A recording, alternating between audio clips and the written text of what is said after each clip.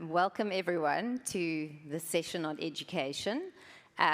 Just a bit of housekeeping. We are starting 17 minutes late, so if it's okay, I'm going to go 17 minutes into lunchtime.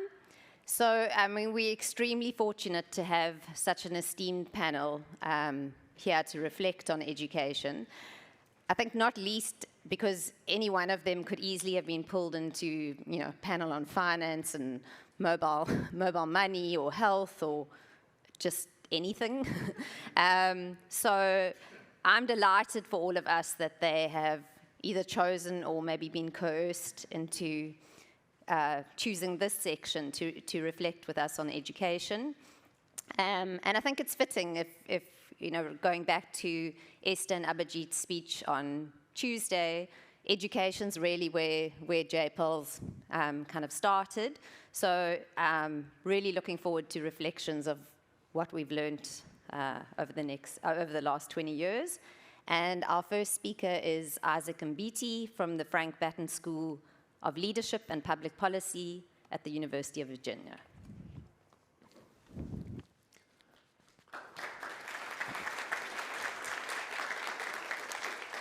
So, thank you so much. It's really a great honor to be here. Thank you to the organizers, to the donors, to everyone who helped bring us all here, and thank you to you for making the time to be here and participate. So I'm going to just give, my plan today is basically to sort of give you an overview of some of the patterns, the trends, challenges of education in low and middle income countries, and really going to focus on learning as sort of the key focus of today's talk. And I'm going to mainly focus on education RCTs, and as I sort of review some of what we've learned, I'm also going to sort of just do a little bit of a deep dive into a couple case studies. And then what I'll hopefully do is bring it all back together and just discuss some open questions that we need to sort of learn a little bit more about.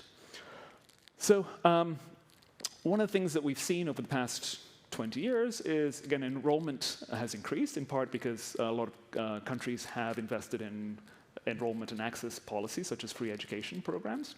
And so you're seeing, especially if you look at the bottom graph there, you'll see, I don't know if I can use, my pointer right there, you'll see in sub-Saharan Africa, for example, we've seen sort of a pretty dramatic increase in access, enrollment in primary school education at the primary level. However, what you'll notice on this other graph here is that learning levels in low and middle income countries are below richer countries, right? And so despite this increase, we're still seeing sort of flat learning outcomes, right? There's no real improvement in that space. And we still, I think, while we've done, I think, a much better job at sort of increasing access at the primary level, I think we still have challenges at the secondary level. And so at higher levels of education, we are seeing still lower access and enrollment. So for example, in sub-Saharan Africa, we're almost hitting 70% in primary schools overall, but we're still sort of lagging behind at the secondary level, less than 50% are enrolled. And going back to learning, what you'll notice is there's a pretty steep gradient between learning and income per capita. Okay, so this is a graph that just shows what is called learning-adjusted years of schooling, which is basically years of education that you have, sort of adjusted for the quality of education in that country. I won't go into the gory details of that, but that just sort of gives you a metric by which you can compare countries across countries. And what you'll notice is, there's a pretty steep gradient there between income and learning, right? So poor countries learning levels in poor countries are lower. And one of the things that's also important to understand with this sort of learning levels is that these gaps start really early, okay? So if you look here, sorry, it's not the most sharp graph, but what you'll notice, again, here, this is in grade 2. This is the percentage of students in primary school who cannot pass basically can't read or do basic numeracy at the grade 2 level, right? And you'll see basically, you'll see that, in low and middle income countries here, only about, less than 20% are proficient in math, and even, really small fraction proficient in reading, right? So really, really big challenges we're facing, and again, you can see that's really, really, really salient in sub-Saharan Africa, right? So we're getting kids in school, but they're not really learning to read. And you can see here, just digging deep into sort of some more countries, this is the share of students, grade 2 students, who couldn't read a single word, okay?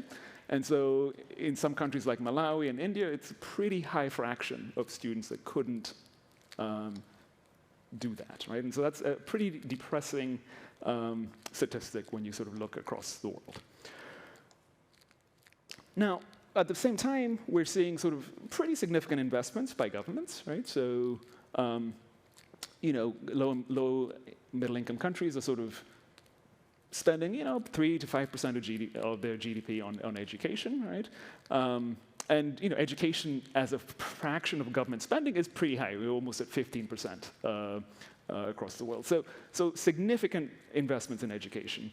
But as you could see, we're not getting much out of all that investment. Okay. Now, why is it important? Well, some things just to sort of, and again, Dave Donaldson sort of warned us against cross-country regressions a little bit, but this is just a thing to motivate sort of what we're seeing and why we're interested in this is, you know, if you look at sort of spending, right, and learning, you'll see that, you know, the associations are, yeah, they're kind of weak. But what matters for growth, at least again, cross-country caveat with that, is that you'll see that here on the right, you'll see a pretty flat association between years of schooling and growth. But learning, like if I look at actual test scores and growth, that actually has a pretty strong correlation, right? And so again, you don't want to sort of overinterpret this, but it just seems to point to the fact that, you know, we really need to sort of focus on learning from a sort of policy perspective, and also that's where we should really focus our attention research-wise. Okay, that's not to say that enrollment access doesn't matter. Okay, so one way to think about this, and again, I'm channeling Dave Donaldson again by sort of putting some math up, but not too much math. So it's useful to sort of think about, especially learning, through the lens of an education production function, right? And so this is just a way of sort of summarizing sort of how learning outcomes are produced. And so you have A, which is achievement, which is measured by a test score, and it's some function, G, which is the education production function, and G has several inputs, right? So we have school inputs. These are the things you get at school, teachers, textbooks, etc. You have family inputs. This is what the family does at home. You know, are your parents reading to you? Do you have books at home? Are they sort of encouraging you? And then you have things like unobservability as well in there, right? So, and you can sort of put dynamic things in here, and you can sort of, you know, really beef up the structure here. But it's just, I think, a nice way of summarizing sort of how we might want to start thinking about this a little bit more structured, right? In a structured way.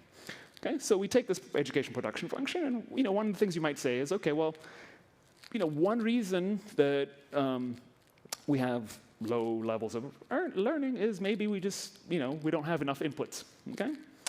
And so, you know, if we look at the data, so here's the data from a number of different countries in sub-Saharan Africa. This is from the World Bank SDI data. You'll see that, you know, 2 to 3 students in Togo, Kenya, and Nigeria are sharing a textbooks, and then there's almost 14 students per textbook in Uganda, right? So clearly there are some issues in terms of textbook provision. Okay, what about school? What about sanitation and just infrastructure of the school? Well, you know, only 23% of schools in Togo have the minimum school infrastructure. This is sort of a definition that the World Bank uses in this report.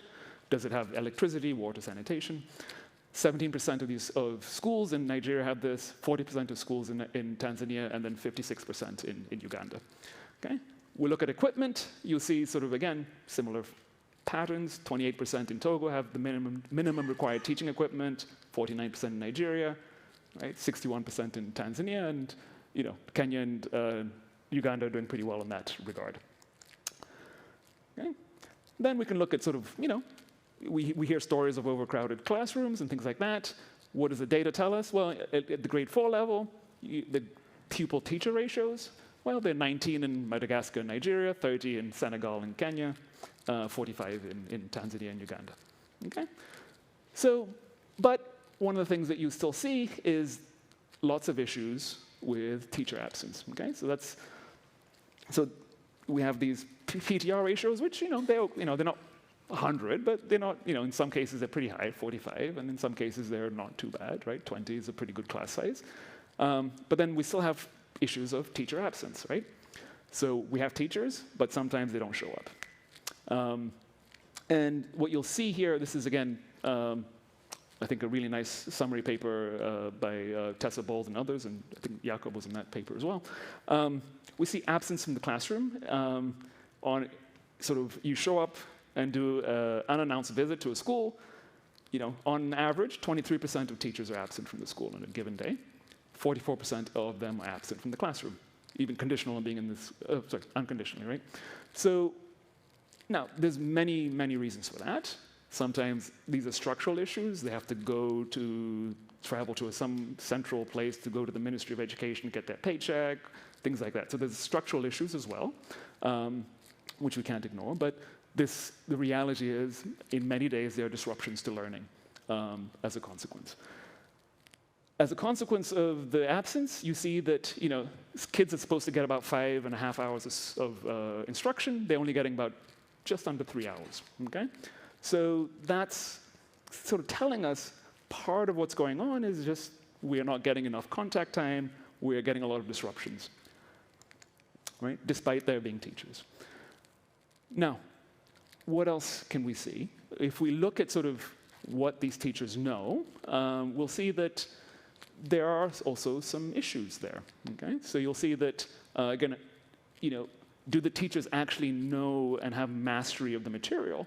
You'll see that 7% had a minimum knowledge, what they call a minimum knowledge for teaching, in language, right? And 68% had a minimum knowledge in mathematics, right? So there are still issues there on the content knowledge side, and there are even more issues on the pedagogical practices and skills. So, and this is just again a way of how they might know the material, but are they able to teach that? And there's different ways you can measure that. So the way the World Bank measures it, using their measures, you're getting about 11% of teachers sort of having this pedagogical skills, right? So we've seen, or at least what I'm just giving you just a brief summary of some of the challenges facing schools in developing countries. And so again, going back to the education production function, you might say, okay, well, we don't have textbooks. We need sort of, teachers are sort of also sort of, we might need to do some teacher training, or might need to do some so there's all these things you might think about as inputs that we can sort of drop into schools, and hopefully as a result of that, we might be able to improve outcomes. And one of the things that we've seen, I think, across many different contexts is that visible inputs are very, very popular with politicians, right? So I think we had some discussions yesterday in the policy talk about examples of this. However, inputs on their own are not very productive, right? And so here's this is from the World Bank. They had a nice report that sort of summarizes the evidence from the education intervention, sort of grouping them by different intervention types. And what I'll just point out is, right here, you'll notice that input policy, so these are all RCTs, I should say, and this is sort of how many years of learning-adjusted years of schooling you get per $100. So it's looking at the cost effectiveness of different types of policies. And these are also rank ordered, basically, by these are the most cost-effective to the least ones. And here, basically, you're seeing that if I just give you textbooks, uniforms, et cetera, I'm not really getting much out of that, right? Whereas other intervention types, which I'll come back to, are more promising, okay? And basic consensus is basically when you just give inputs, a textbook, without really changing what happens in the classroom, without really changing how students are learning, how they're taught, you're not really going to get much return on that investment, okay? And so you can see, this is just sort of a little bit of a deep dive into some of the literature on school inputs. If you just give textbooks, for example, there's a number of studies that have done this, you're not going to see much in terms of learning outcomes improving. In one case in Sierra Leone, they gave textbooks to schools, and they were locked up because the school needed to make sure they were, safe. They didn't want the students to destroy them, right? So let's make sure they're safe. If you just provide computers, again, the kids just play with them. And computers which are not sort of integrated into the classroom, again, you don't see much. And one thing I'll sort of talk a little bit more about is sort of school grants, right? So if you just give schools resources, that again has very little impact on learning. Again, when you just give them on their own, right? And part of that is one reason for that, I'll say, is that there is this crowd out effect that can happen, right? Or a behavioral effect, basically. And I'll come back to that in a second in my little deep dive. So why are inputs not working? Why are they failing to raise learning? Well, one possibility is, we just provided the wrong input, right? This is not the binding constraint. That's one possibility. Another one, it's actually kind of hard to actually sort of alleviate some of these constraints, right? So teacher content knowledge, sort of addressing that is hard, again, for a given budget, right? So it's really hard. Behavioral effects may offset some of these things. So again, if I give a school an input, parents, students, they're going to respond, right? And teachers, right? So we have to think about how are parents, teachers, schools, how are they going to respond to changes in the schooling environment? And another possibility is, there's multiple things that are challenges that schools are facing. And so just alleviating one constraint might not be enough because they face multiple constraints. And there might be potential complementarities in inputs. Okay? So let me just spend a little bit of time just going through one little case study here. This is a study we did in Tanzania, where in one treatment arm, we gave schools pretty large school grants. So we gave them a lot of money, relatively speaking, and they had autonomy in what to spend the money on, right? So now, in the absence of this, the schools were supposed to receive money from the government, but there was a lot of leakage through that process, and the disbursement schedule was unpredictable, right? And so what we did in the study is we gave schools for 2 years just the amount they were supposed to give on top of whatever the government was supposed to do, right? And so what this meant was you were essentially giving schools, 3 times the pre-treatment school expenditure. So it's a large amount of cash, okay? And so then we go and sort of do the accounting, which was really painstaking, sort of going through all their books. And what I'll just summarize here real quick is essentially what you see is across year 1 and year 2, we're seeing sort of increases in total expenditures, as you'd expect, with dropping cash, right, on these schools.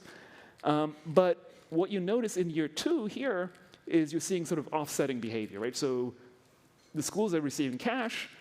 Parents are like, oh, I don't need to pay for anything. I don't need to invest in little Lorenzo's education because the school is giving him cash, right?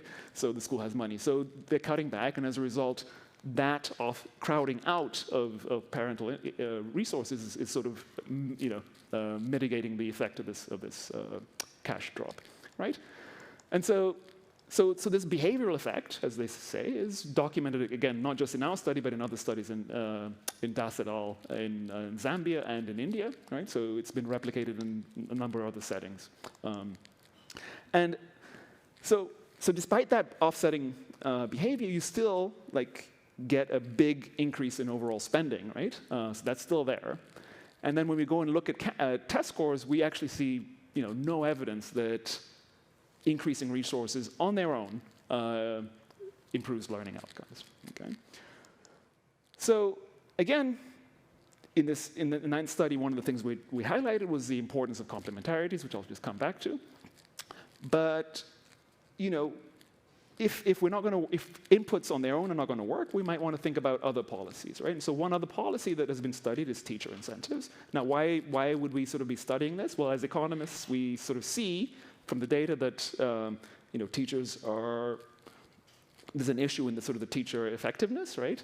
And so one way to sort of potentially motivate teachers is to strengthen that remuneration, that link between their remuneration and their effort. Okay, and again, teacher effectiveness is really important from the fiscal standpoint, right? Teacher remuneration accounts for about 60% of the budget, right? The education budget, about 3% of GDP. So it's quite a bit. And the average teacher also earns about 4 times GDP per capita, right, compared to OECD, in sub-Saharan Africa, compared to OECD teachers who earn about 1.3 times GDP per capita. So relatively speaking, teachers are pretty well paid.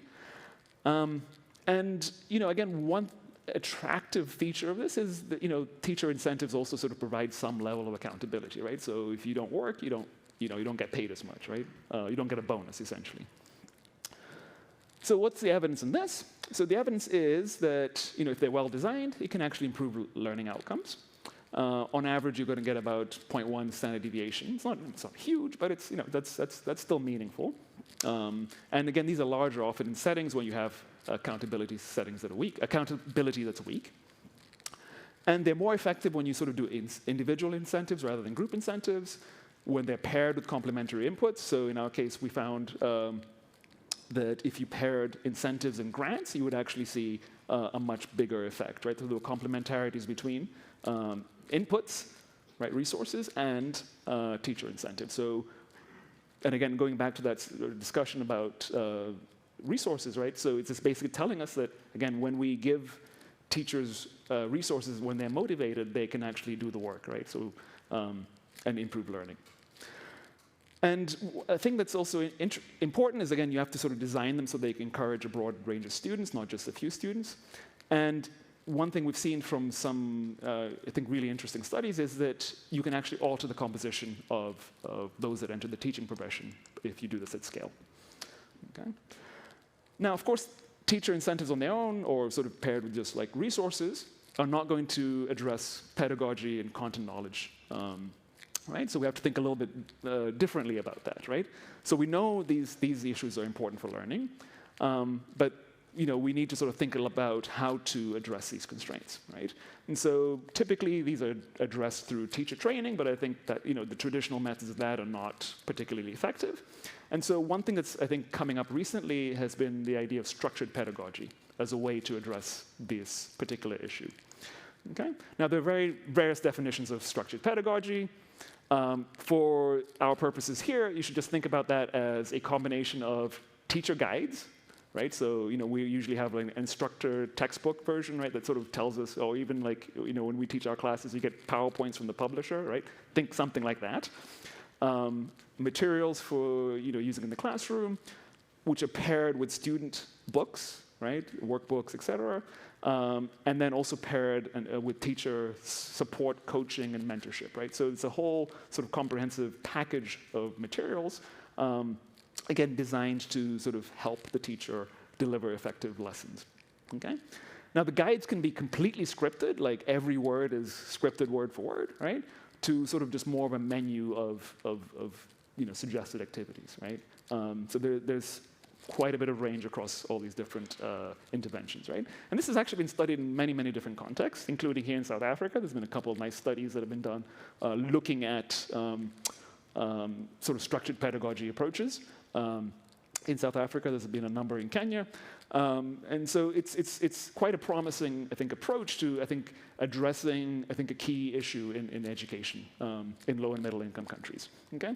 So as you can see, Kenya has a number of them, and so I'm going to focus on this one here, the case of Bridge International Academies, just as a way to sort of give you more insight into how this might work, okay?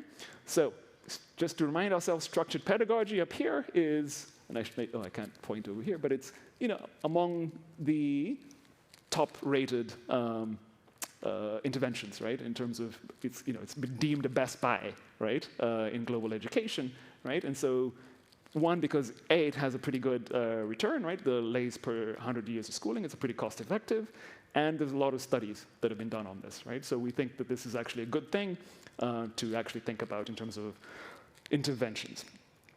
Now, why does it work? Well, again, you get these materials. It reduces your costs for planning, making sort of coherent lesson plans, right? So if you think about sort of what you have to do as a teacher, you have to make a plan for each lesson, and that should sort of be coherent in the sense of like, okay, what I'm going to do today is going to build on what I did yesterday, right? Which is going to set up what I'm going to do tomorrow, right? And so having that coherence across the year, right? That takes a lot of effort. And so this reduces the cost of that. So you actually enable teachers to have high-quality, coherent lesson plans, right, over the year. It also allows you to sort of have subject-to-subject and grade coherence, right? So we know that if we're especially this is structured centrally, right? This can be done and ensure that, okay, they've seen this in math, and so they can do this in physics, right? So you can sort of have that great subject-to-subject coherence and the grade-to-grade coherence if it's done centrally. And I think this can be quite appealing in contexts where you're doing curricular reform, right? So if you're introducing a new curriculum, this is actually a really nice way to actually help teachers adopt that curriculum, right? It also, I think, provides a quality floor in teaching, right? So it sort of says, okay, here's something to help you sort of teach. And again, if you do sort of the more sort of detailed scripts, right, that could also potentially mitigate concerns about teacher pedagogical skill and content knowledge, right? And so what you've seen in some studies, like in Eble, in Guinea-Bissau, and also in Gambia, is that you can actually use these quite effectively with untrained teachers to actually get really big learning gains in very resource-constrained settings. And again, that sort of allows you to sort of provide education in really hard-to-staff areas, right? So think refugee camps and things like that. You can actually use this to do that. Now, the concerns, obviously, it's not a panacea. It's the concerns that it's sort of kind of insulting to a teacher, right? You're told that, especially if you do 100% scripting, right? And so people say it kind of deprofessionalizes the profession, removes teacher autonomy, and it's actually really, really hard and expensive to actually sort of develop these scripts, right? So you have large investments are required, right? So there's big fixed costs to actually doing this. And there's a question of, how scripted should things be, right? Should it be 100% scripted or moderately scripted? And so there's some, I think, open question there about, what's the right balance between sort of giving teachers some autonomy versus completely scripting this. And then there's also, I think, questions about is this a short-term thing or is it a long-term thing as the teacher becomes more comfortable with the material? So I think those are some open questions within this structured pedagogy. And then you might also think, well, is this going to work in higher grades? If I'm sort of scripting a physics lesson for grade 10, that's very different than scripting sort of a early grade reading lesson, right? And so it's not clear that it might work as well at higher grades. Okay. So let me briefly, in the couple minutes I have left, just sort of go a little bit into Bridge International Academy, some research we did there. So Bridge International Academies is a chain of low-cost private schools in Kenya, and they use a lot of scripting, right? So they're 100% scripted, and they also sort of package that with teacher monitoring, feedback, financial management, sequence, right? So it's very standardized. You can almost think about it as like a McDonald's approach to education, right? Everything is very standardized and systematized. Now, as a result of them sort of having these 100% scripted lesson plans, they're able to hire less educated, less experienced teachers and pay them a lot less, right? And so that sort of gives them a sort of interesting model where they have these really high fixed costs of developing these materials, but they have low variable costs, right? Because they're paying the instructors quite low. And that sort of pushes them to actually operate at scale, right? Because they actually have to cover these very high fixed costs. At the time of the study, they had over 400 schools serving 100,000 students in Kenya. That they've pared that down. It's I think they have 100 schools at the moment. And they've been in the news for controversies around child safety, different management practices, and that's a whole other discussion that we can have about them. But I do want to put that on the table that they are controversial. So. This is probably not not as sharp as I would like, but this is a lesson guide just to sort of make you and help you understand sort of what we're talking about when we're talking about scripted instruction, right? So this is sound combinations. This is a lesson on sound combinations, and this is basically what it tells the teachers. Okay, teacher, say this, copy as I write. And then it tells the teacher to write these words on the board. Then it tells the teacher to look at all the students, and then it tells them what to say. How to respond when the children say, it said, I think it even says, repeat each word, touch this word, right? He even tells them, like, clap for your students, right? So it really sort of breaks down every single step of instruction, right? And so as you can see, I don't have to be a trained teacher to actually teach, right? I just sort of have to follow words on an iPad, right? And so with that script, right, you can imagine sort of it enables you to do something else, which is quite interesting. You can actually standardize your monitoring, right? So you can actually have a monitor come in, and because they know exactly what you're supposed to be doing, and they can check exactly what you're supposed to be doing, right? Are you following the script? And they give them this sort of standardized manual of, telling them check this, check that, check this, check how they're following along, right? And so it's actually gives you as a management or a manager, right, the really detailed roadmap to actually ensure fidelity, to ensure adherence to the script, right? And so they do a lot of this through electronic monitoring, through in-person observation, right? And the idea is that they will monitor and ensure that teachers are teaching what they're supposed to be doing, teachers are actually present in the classroom, right? And they're actually following the scripts. Okay. So what do we see? We see really huge effects, right? So we did an RCT where we gave vouchers to students to, if they wanted to, they could go to bridge school, right? They didn't have to, right? And what we see is, again, this effect size is represented as equivalent years of schooling. So we basically take the growth rate in learning in the control schools, right? So that's business as usual, and we say, okay, that's 1 year of schooling, right?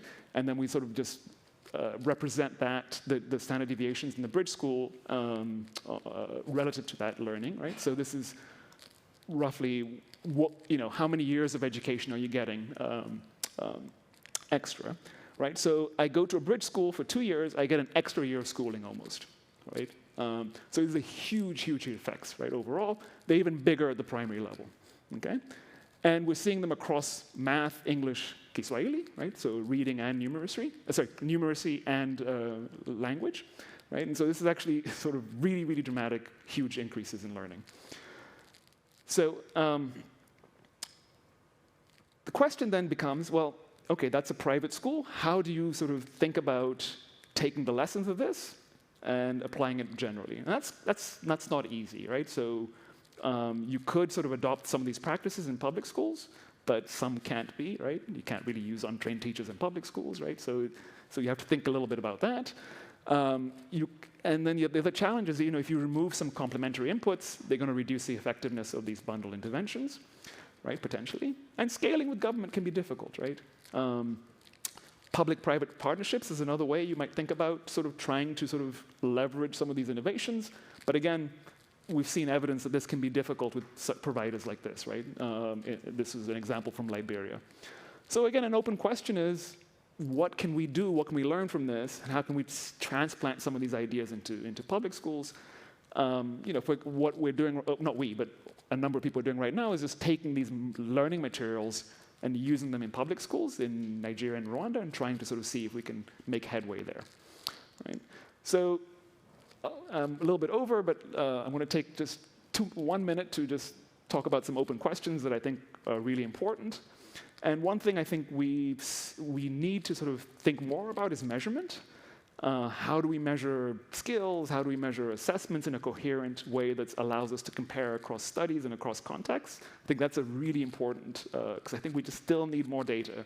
And I think things like the SDI have been just really good at sort of innovating measurement, and I think we just need more of that.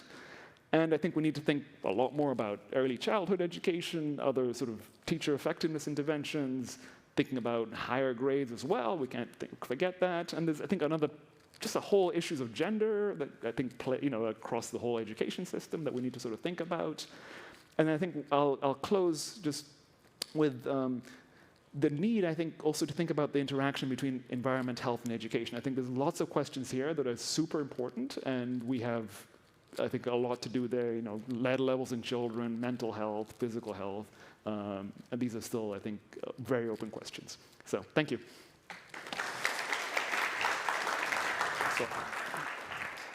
Okay.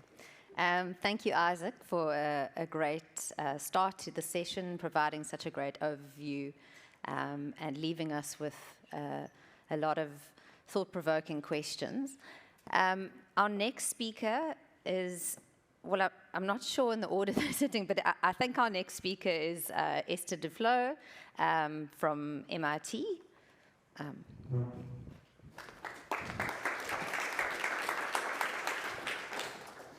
Thank you very much. Let me start by adding my thanks to the organizer for bringing us here and for all of you for being here. It's a bit like being in graduate school, except for the weather, which is much better here. And but really sitting here, both for graduate school in a good way. I love graduate school. You have to just to put that just in terms of how much material there is and stimulation and all that. And I think all of us are going to maybe come back and improve our own graduate school education from all of these things that we've heard from everyone. So it's been pretty fantastic. So today I want to, I'll kind of build up on Isaac's presentation. So very short in the last 20 years. I don't want to be, since Eliana talked to her about Aisha, I'm going to talk to you about Nilu. Nilu is a girl. She could live anywhere. She's not geographically located. And she's about 8, and she goes to school. Goes to school because her parents really want her to go to school. They've really bought into the importance of school. She also goes to school because schools tend to be close to a house because of considerable investment in primary education by governments in pretty much all countries in the world. So school is close by, she can walk there, but she's a little hurry, so she goes. So this is what Isaac already said, that's actually corresponds to some data. Kids are in school, especially primary school, have increased a lot recently. However, when she gets there, she doesn't learn a huge amount. Something we have actually been able to learn via the work of starting with Pratham Asser Center for Education, which started in India and got it spread up around the world and was, I think, very influential in saying, look, it is very simple. You do a very simple test, ABCD. The kids cannot recognize basic text. They cannot do basic arithmetic. That's a problem. So there was a measurement innovation that was pretty important in the last few years. So when this young girl goes to the village and tests the kids, Nilu realizes that she's not the only one who cannot read. It makes her feel good, but everyone else is a bit upset. So poor children learning, thanks to Asser and then the work of Noam Angrist, Penny Goldberg at the World Bank, and many others of kind of harmonizing this data, has been shown to still be pretty low. What has happened in the last 20 years is a lot of focus on this learning question. Abhijit and Isaac both mentioned this GIAP report. I just want to say that it is based on 13,000 studies, not all of them randomized, but all of them with some effort of identification, resulting into 400 studies selected. That's a lot. So compared to other fields, I think education has two advantages. One is a huge densities of study, and the other is relatively simple outcomes, even though measurement could be better, especially for a primary level. It is pretty clear what schools should do. Kids who finish primary school should be able to read in their own language and to do some basic arithmetic.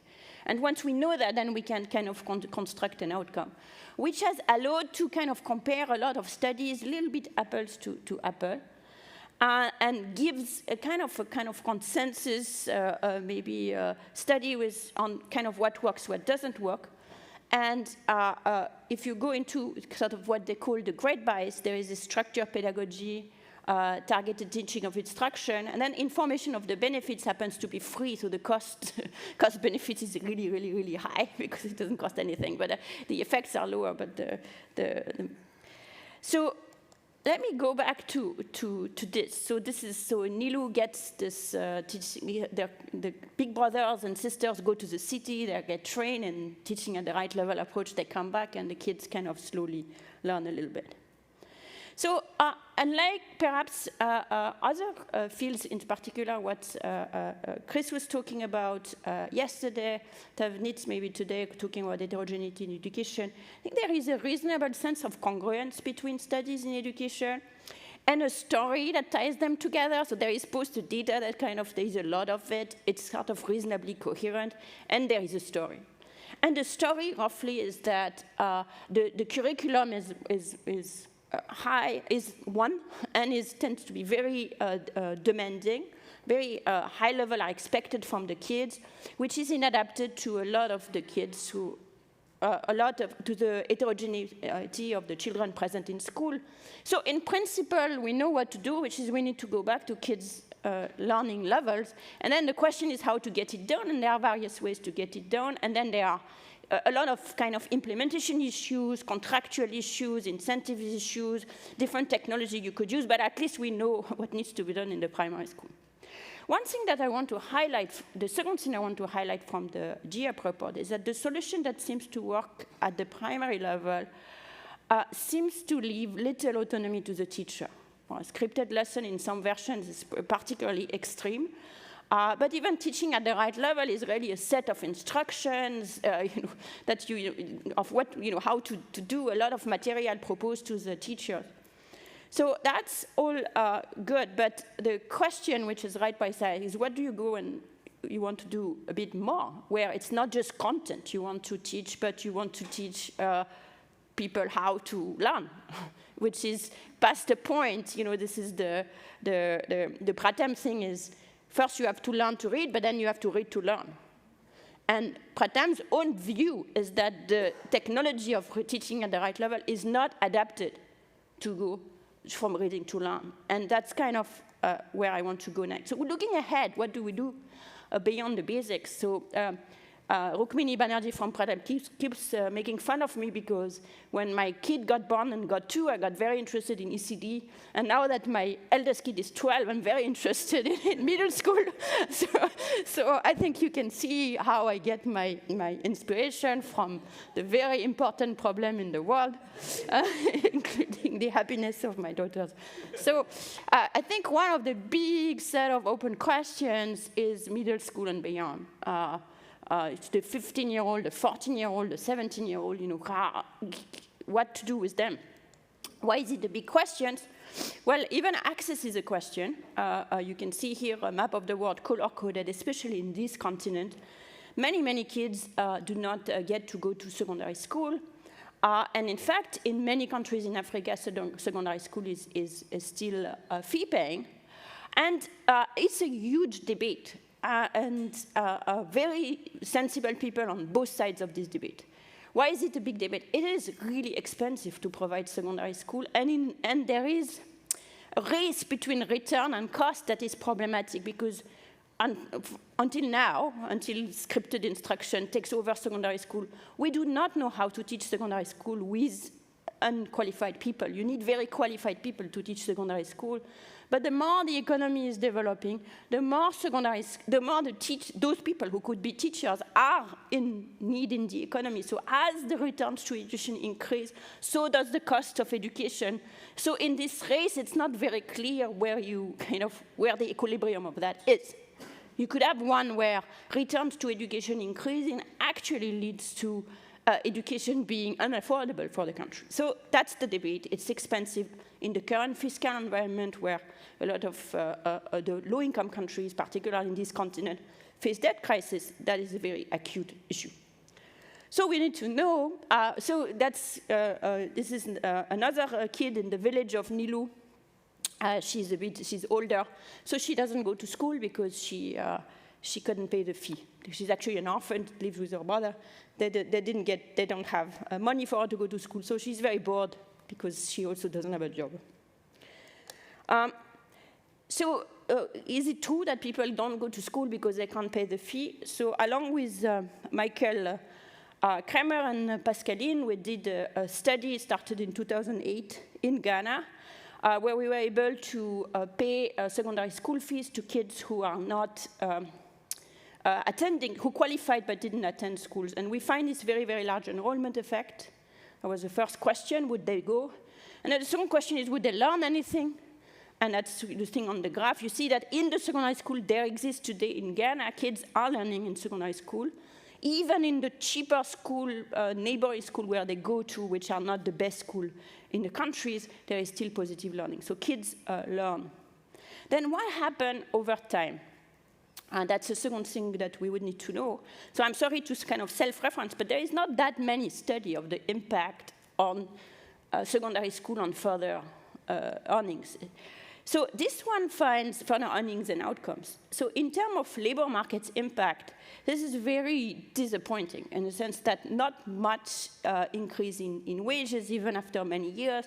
And to the extent there is an increase, it comes from greater access to public sectors, in particular to becoming teachers, particularly for girls and not for boys. So what happened is the girls go to secondary school, some of them, a lot of them are very good students because they were less likely to be sent to secondary school in the first place. They qualify for tertiary school, they get a tertiary school program, and then they get, finally, they get a public sector job. But that's kind of the source of returns to the education in this setting, to the extent there is any, which is not very encouraging because, of course, there is only so many jobs available in the government, so it seems that it's potentially taking money from someone to give it to someone else. However, the second thing that we looked at, and this is something that Abhijit alluded to yesterday, is now these young boys and girls, they are young men and women, they have kids. First thing is they took longer to have kids. In particular, with girls, there is a delay in pregnancy. We have fewer teenage pregnancy, fewer unwanted pregnancies as a result. Finally, by now, they have caught up, but and they have the same number of children, which is actually not very large, but those pregnancies happen later in better conditions. The result of that is pretty spectacular effect on infant mortality, where infant mortality before one among girls reduces by almost a half from the 3% of kids that die before the age of 1, unfortunately, a reduction in 1.5 percentage points if girls get to the fellowship. Second thing is we find improvement in the scores, cognitive scores of the kids once they reach secondary school age. So not in infancy, not by 3, but by the time they're 5 or 7 and they have the age of going to school. So potentially, and these are large effects as well. So all that suggests that there is something to do with secondary school. Just, of course, we said it's expensive, but just the impact because of the value of a statistical life being so large, just the impact on infant mortality pays off for secondary schooling for all of Ghana, even though there are no labor market effect. Which brings me to the next question, which is, this is for the schools we have now and what they teach now, and we show some learning, but there is clearly room for improvement in the learning at this age. And so Esther did a report in 2017 or 2018 with older kids, which they call Beyond Basics. And what they did is this kind of problems that they did the standard Esther, but they also did this kind of problems, which you also find in some section of the PISA, which are more about whether you're able to apply your knowledge to everyday use. It kind of goes back to the, Schulz, Rosenzweig view of education. Is to the extent there is a value of education, it helps you decode the world. You can read the instruction in the packet and so on. So this is kind of very, in a sense, brings us back to this very, very fundamental, what should education do? So they're doing these tests. And the bottom line is that, number one, kids aren't doing well at all on the test. This is very small here, but trust me. Kids are doing very poorly on the test. And what's worse is that even kids who do well at, say, division, and half of the kids who can do a division cannot apply the unit rule. So they can do a division, but they cannot apply it in the very simple context of putting pills in the right quantity of pills. They are unable to use this knowledge. Same thing with reading. Kids are supposed to read these instructions. All of the information are in the instruction sheets, and kids are unable to do that. And these are older kids who are now 15 or 16. They've gone to school. They can read, they can do the answer, but they can't use that knowledge. And of course, it's not true for all the kids. So one of the kids in Nilu's village is this boy, Tsongai. He works in the shop. And he can count really, really well. He can add and multiply and all that very, very well. And Tsonga is based on the kids that we study in markets. Abhijit alluded to that very briefly, where we find that, in fact, kids are very good in. There are a set of kids who are very good at solving market problems, but very bad at solving arithmetic problems. They have issues with Esther test results. So they can do this unit rule, very complicated rule, but then you give them a two-digit by two-digit subtraction, they can't do it. So there is this knowledge in the real world which doesn't translate to school. And then there is this knowledge in school which doesn't translate to the real world. So this is this problem of market world problem. Standard, you could find it on a pizza about a kid going to the market. The kids who are in school are basically 0% of them can solve these issues. And they are in grade 7 or 8 in school, and they can't solve this problem. Of course, they could solve it if they were given infinite amount of time, but in a few minutes, they can't solve it. And even when we give them a hint, from here to here, we give them a hint to say, break down the problem and use the, round, they still can't do it. Whereas the market kids, they can, first of all, they're much better at solving the problem. And then when we give them a hint, they improve further. So but it's framed in this way of it's a market problem, so it's not a school problem. So they don't kind of leverage this kind of algorithm that they have half-baked understood. And they can actually leverage the money that's there. So what this suggests is there is actually skills and knowledge and competences in the system, but it's not been transferred, it's not being used, and that's kind of the key issue. So that's not an intervention, this is just an observation, but there is an intervention. Nava and Vesal Nourani and Abhijit were involved in this evaluation of a critical thinking program, where this is almost at the polar opposite of Bridge, where you are trying to teach the teachers to trust the kids and themselves, if I summarize. Observe the world, ask questions, and so on. And what I found really remarkable in the effect of that is that has a huge effect on school achievement. So not just critical thinking. The pass rate at the exam, which is based on the same, increases a lot. So that suggests it's possible. It's one experiment, small, so on. It needs to be replicated and the like, but it gives us one clue that actually also in secondary school, large gains are possible, but maybe with these different ways. Which leads me to think about what else do we know on sort of this metacognition idea of, okay, there is knowledge, you have competency applied. So there is this Angela Duckworth's kind of very popular idea of grit, and kids need to learn to kind of persevere and all that. My understanding is that the results are mixed, but there are not too many in poor. I haven't seen them in low-income countries as yet. But in Turkey, Sully Alan found large effect. In France, very, very small effect. Significant because the cohort is huge, but very, very small. Then, so that's one thing. Then I want to kind of pivot and say, well, what else would we expect from the school at that level? Okay, in primary school, I think we can all agree that the first order they need to teach kids to equip kids with the fundamental skill they need. But down the line, schools are also where young people spend most amount of their time. So is there other, this is where they will learn to be citizens. So a very interesting part of the research is taking place in recent years, and we hopefully will get more of it, is what else is happening in the school.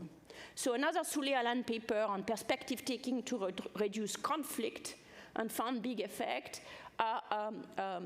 Seema's work on teaching social norms, which found really large effect on things that would seem to be difficult to affect. So suggests we can use the schools to do all that, and probably should. School is also a place where kids can learn patience and they can learn cognitive endurance. So here another Sully Alan paper, and then Supritz and Christine Brown's paper on cognitive endurance. So all of that can also take place in the school. So So this is Nilu. This is after all these young brothers and sisters have come. School is going better. She's happier.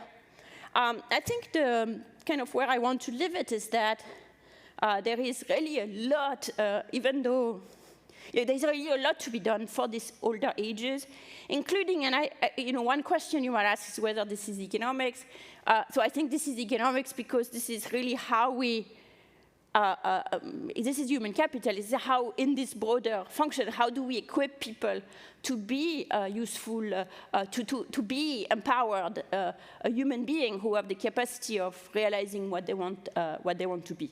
So that's kind of the next frontier ahead of us, and thank you very much.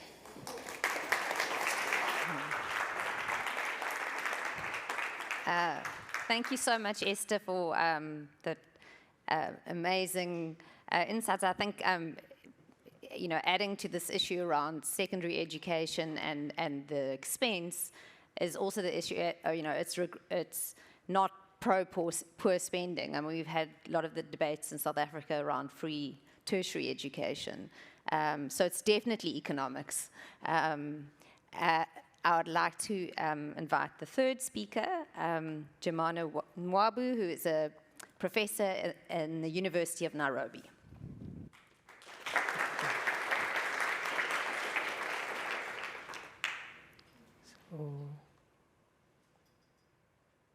Yes. So thank you very much. I'm very grateful for the opportunity to make these comments.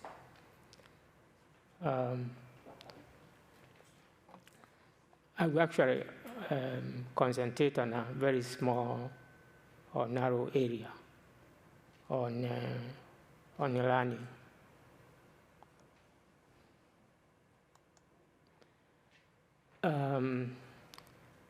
And this small, narrow area is the context in which learning can actually take place.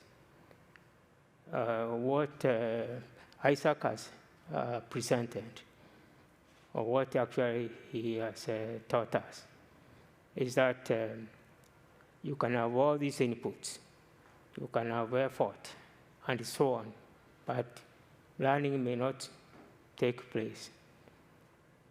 But also in our conclusion, Professor Duflo has emphasized that school also is useful for other purposes other than learning, like teaching pupils patience, being good citizens, and so on. Actually, that is my main interest, but I will not talk about that. So now, let me return to this issue, a context that is conducive for learning. Now, this context has three elements.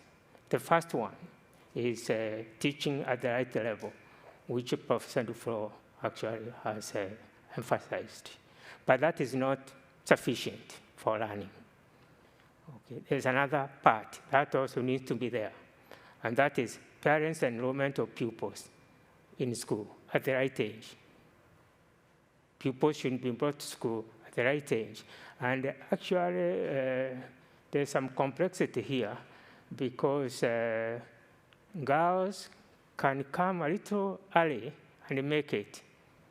That is not so for boys, for reasons which are not very clear. But we know from medical literature that actually girls get this advantage from very early on. Male embryos are not able to survive, for example, the shock of the sickness of the mother, as much as the female embryos are able to survive. And this advantage actually continues throughout, mostly, despite the disempowerment of women. So that's something connected with the pupils coming to school at the right age. The other component of this context is payment of teachers on time. Actually, this is one of the findings brought out by Tessa in the ERC project that she helped design. So now, when these three things are present, the likelihood of learning is very high. And because what actually this does is it provides a smooth interaction between pupils, teachers, parents, and the school management, fostering continuous learning, which is not disrupted by, say, the absence of a teacher, because the teacher has gone to collect paycheck, say, from the capital city, as Isaac mentioned. So now, so since this is a good context, we actually would want to see it implemented in all levels of the school system. But it's easier to establish this system in primary, at the primary level, because identifying the needs of the pupils is much easier there. But it's also useful to focus at the primary level because it's the foundation for learning. And so actually, all school management should ensure that the elements are present at the primary level. Another element about this context is that no child should be bypassed by the opportunity to learn and to learn fully. And so to minimize the risk of this bypassing, these three elements, again, just to emphasize, shouldn't be present. But actually, that's not also the focus in Isaac's presentation is actually on normal children, okay? But we also know that we have, say, children with the special needs, where this learning production function that Isaac has presented actually is different. Okay, so we need more resources, say, for children with the special needs, because there, just to give an example of, say, a blind child, now this child learns with a tool, and this tool also is accompanied by one teacher. So actually, the technology there is fixed proportion. This is different from the case of in the normal production function, where the teacher would hope to spend like, say, 1 hour, but actually with the kids, but it doesn't do that. Spends like 20 minutes, then gives the kids time to go understand a book, and then get the same thing, the same level of learning. Not in this case. So here the technology is different.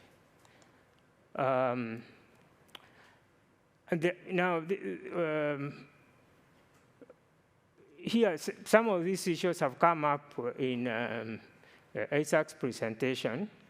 The issue of